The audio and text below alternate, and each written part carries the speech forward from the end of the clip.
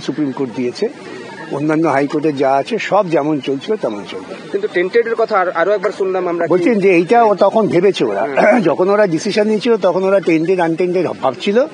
তো যাই হোক, ওদের যে ডিসিশন সেটাও কলকাতা হাইকোর্টে রিট পিটিশন পেন্ডিং আছে, তাতে বিচার হবে, কিন্তু সিবিআই ইনভেস্টিগেশনটা হবে না।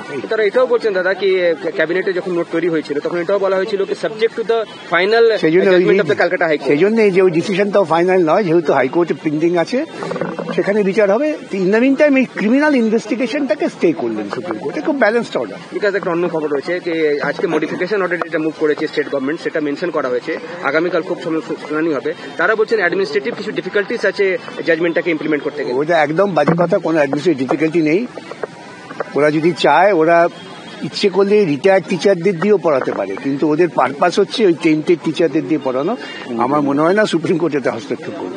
কিন্তু 3 মাসের মধ্যে বলছেন খুব শর্ট ডিউরেশন। 3 মাসের মধ্যে সেখানে শুরু করুক, শুরুই করলো না আগে থেকে শর্ট ডিউরেশন। শুরু করার পর ওরা কোর্টে এসে চাইতে পারে, এখন সেটা ওদের যারা অ্যাডভাইস করছে তারা বুঝবে। মুখ্যমন্ত্রী তো বলছেন কি তাদের পাশে তিনি রয়েছেন, টেন্টেডদের পাশে। না, মুখ্যমন্ত্রী তো চিরকালই দুর্নীতির পাশে থাকেন, ইটস নাথিং নিউ। পশ্চিমবঙ্গের মুখ্যমন্ত্রী ইজুকাল টু দুর্নীতি, আমি সবসময় বলি। তো মুখ্যমন্ত্রী বলছেন প্রয়োজন হলে জেলে তিনি যাবেন, কিন্তু সুপ্রিম কোর্টে যাবেন, তাকে তো জেলে যেতে আজ হোক কাল হোক, যে দুর্নীতি তিনি করেছেন এটা নতুন কিছু না। তিনি বলছেন যারা যোগ্য তাদের পাশে তিনি রয়েছেন। তা উনি যোগ্যদের লিস্টটা দিচ্ছেন না কেন? তো মা মুশকিল। উনি মিটিং ডাকলেন, সেখানে তিনি বলতে পারতেন যে আমি দেখেছি যোগ্য হচ্ছে রাম, হরি, রহিম, করিম, কথা বলছেন না।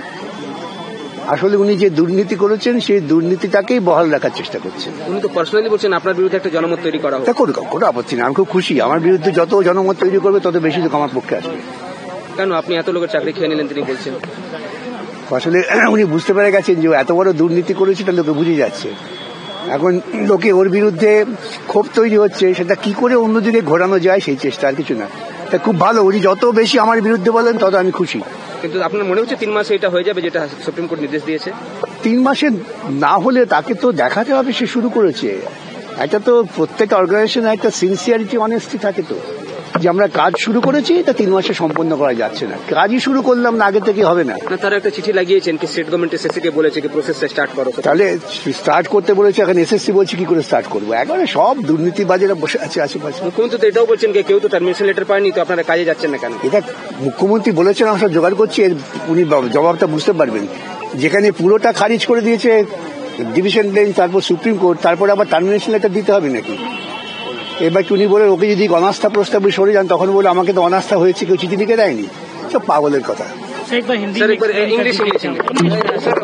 Supreme Court today said that the direction of the Honorable High Court for CBI investigation against the cabinet, that was uncalled for. Therefore, Supreme Court has quashed that part of the order. Therefore, the CBI now may not carry on any investigation against the cabinet members for the cabinet decision, not for other things. And the court has clarified that all other directions of the court that will continue to be operative except the portion of CBI investigation. So far the cabinet decision is concerned, nothing else, nothing more. तो एक बार हिंदी में बता दीजिए, ममता government के लिए कितनी बड़ी राहत की बात है? ये राहत की बात है ही नहीं। कलकत्ता डिवीजन में उन्होंने सीबीआई इन्वेस्टिगेशन के बारे में जांच करने के लिए जो आदेश दिया था, कैबिनेट जो डिसीजन लिए थे, कैबिनेट का डिसीजन का लेकर कोई क्रिमिनल इन्वेस्टिगेशन हो नहीं सकता संवैधानिक तौर से। इसीलिए उन्होंने बताया कि सीबीआई इन्वेस्टिगेशन वाला जो आदेश है उसको खारिज कर दिया।